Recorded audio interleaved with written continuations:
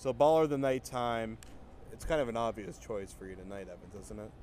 Well, yeah, it's the rim, because the rim played really good defense on Jeff Green that play when he crashed into. Okay.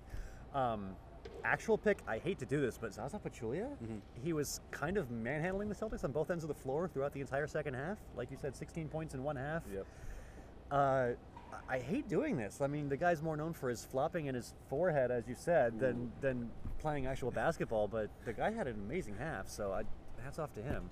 You know, hats off for feeling the giant forehead, right? Yes. Yeah. All right, I'm done. Let's move on. What's yours? I'm going with Vitor. Got to go with Vitor. That's a good 12 pick. points, 18 rebounds, 6 blocks, and I mean, he's just done so much more than I expected him to. He has. And I'm pretty sure he single-handedly had more offensive rebounds tonight than the Celtics did all of last season. That could be a fictional stat, but I'm pretty sure it's true. He's been really good, and I think what's promising is that he has a lot to improve. As you said, you know, there's a lot he can do better, and still he's making a difference down there. And as Brad Stevens said, he's one of the hardest workers in the gym every day at practice. And, you know, if you're working hard, you're trying to develop your skills as the season goes on, you're only going to get better. Yeah. If he's this good after 2 games, think about after 82. He could be. I remember when he had 11 points and 6 rebounds in one of the preseason games, Stevens was like, when he came in training camp, I did not expect him to be able to do that. And now he's having 12 and 18 and 6. And now Stevens is saying, you know, I think he's a hard worker and he keeps getting better, and he's earning his team's trust. I can't believe he started at center to begin the season. He's the only one they have. I can't. Well, yeah, but you know, I figured Sullinger was going to be in there. I figured Bass was going to be in there. But Favorani is making his case. I would call him the team MVP after 2 games. By default, That's a big sample size right there. 2-game MVP, Vitor Favorani, baller of the night. Baller of the 2 nights. Can we seriously expect Favorani to stay in the Rookie of the Year running? Ooh. I can't tell if you're joking right now. I'm dead serious. Well, I mean, the production so far definitely has him in the running. Yeah, that guy in Philly's been producing too, you know. Yeah, well, but the thing is, he's in the the running 2-0 too. 76ers, by the way. Yes. The Celtics are Going 2 games undefeated. ahead of the Sixers in the Wiggins chase. Just put it out there. But seriously, I mean, what Favorani's doing, there's not much reason to believe that he can't be productive throughout the year, considering the opportunity that he's going to get. Yeah. And Rookie of the Year often comes down to what opportunities you get. Yeah. Like in Portland last year, there was nobody producing, so Damian Lillard just stepped up and scored 1 million points a game. You saying Wes Matthews wasn't producing? Yes. Anyway. Where were we? Yeah, I mean, Rookie of the Year is all about your opportunities, and if Zaza Pachulia is the only bona fide big man on this roster, then he's going to get plenty of opportunities. So yeah, he could keep doing this every night all season. I'm going to go ahead call him and Favorani. calm down on the Zaza Vitor. Pachulia. Oh my God, Good I'm enough. done. It sounds close enough. All right, what were you saying? I'm going to go ahead and calm down on the Vitor fever just a little bit and say that Victor Oladipo is going to win Rookie of the Year pretty easily. That's my pick. I know Michael Carter-Williams has done his thing a little bit. Oladipo is my guy for Rookie of the Year, and Favorani, he'll probably just win MVP. Okay, that's fair. Yeah. Okay. Well, yeah, or maybe get a statue. He goes from Baller of the Night to MVP. Give him a statue. Maybe he'll sign an autograph one day. Who knows? For me, Baller of the Night is Pachulia is an easy one, but we'll give an honorable mention to John Henson. Not because of the amazing production, 14 and 9 in only 25 minutes, or that he had a plus 28 in only 25 minutes. But those long, winding hook shots are beautiful to watch. He takes like these gigantic rainbow hook shots. I don't think there's any guy in the league right now that takes a shot like that. I'm not sure they're beautiful, per se. Hideously beautiful? Hideously beautiful.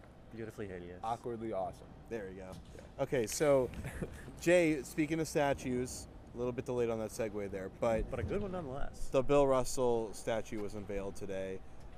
We were at that ceremony, and pretty much everyone I've ever looked up to in my entire life was in that building. It was a pretty remarkable day. I wasn't there. I had a day job. Everyone except for Evans that I look up to was in that building, and better. Jimmy, of course. But you look down on Jimmy. What was He's like 4'6". Sorry. Ooh. But I mean, what was the biggest thing for you today? The biggest thing I thought, I mean, one thing. I have to take one thing. Oh, that's the point of the question. We watched Bill Russell speak for 27 minutes today, and I have to pick one thing. And everyone was furious that I talked to that he got cut off. Like, everybody was shocked that they cut him off and thought that he was going to go on forever. I think they were worried about his health, to be honest. Which seemed to be a bit of an issue, actually. Yeah, that was sad to see. But the biggest thing I would say is that he seemed really reluctant to have a statue. Mm-hmm. He wouldn't stop kind of mentioning it throughout his speech. Like, he had to keep hammering it home. He kept saying he was embarrassed of it, and I think really even now it's awkward for him to get individual honors. Mm. I think he would much rather have his team honored than him as an individual honored. And I think the only reason that he did decide to give in and allow them to do the statue was because they had that mentorship program that went along with it. And I think, I don't know, he was so humble in that speech. Mm-hmm. Just talking about teamwork and that speech, it was perfectly Russell. Well, for me, I think maybe it's more of a fun fact, but a really fascinating thing that I heard today was asking Bill Walton about how long has he talked to Bill Russell. What's the longest time? He said that he and Bill sat down and for 7.5 hours, Bill told him stories. 7.5 hours straight. I'm sure Walton didn't talk at all during that time. He's kind of a quiet guy, so you know. Yeah. But that's just to hear that about Bill Russell, knowing that he wouldn't stop. He kept going one more story over and over until his daughter had to come up there and try to stop him. He still told one more story even after that. He did. Yeah. He did. He got his one last story. But to hear that Bill got 7.5 straight hours out of him, that's pretty incredible. Yeah. Yeah. There were a lot of people who have a lot of respect for Bill Russell, obviously. I mean, the names over there, Jim Brown, Clyde Drexler, Dr. J. I mean, the list was Sam Jones. It just went on and on, all the guys that were there. And what I was thinking was all these guys, all these stars in the same building, and Bill Russell was by far the biggest star there. They all adored Bill. Yeah. They would get emotional talking about how important Bill was to their lives. Yeah. It was incredible. Yeah, it was really cool. Charles Barkley, I thought, said it best. You know, Bill Russell doesn't talk to a lot of people, but those that he does let in, it's really cool. Yeah. So that was a fun day. That was really fun to see that. All right, well, we'll leave you with some of the best moments from today, and we want to thank you for joining us. For Jay King, for Evans Clinchy, my name is Jared Weiss. This is the Garden Report on Celtics Blog and CLNS Radio. I look through this audience and I see some friends, and the most important thing to me are the friends that I've made.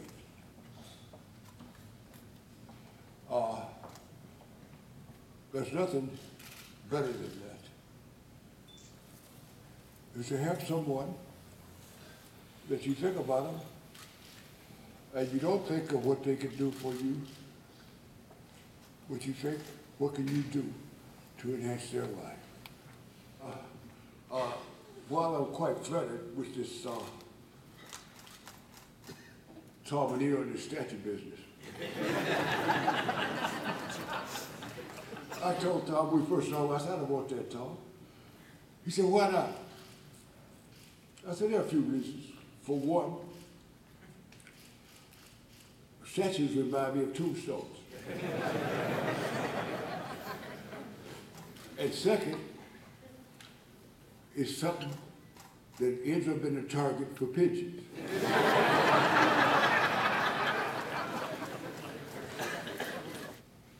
All this said, from my background, it's been easy to be a true patriot.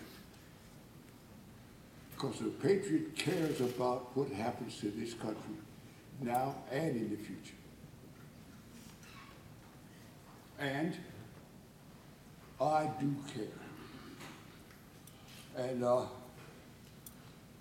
all this stuff with the statue stuff, I tell Tom Eno, that's your fault.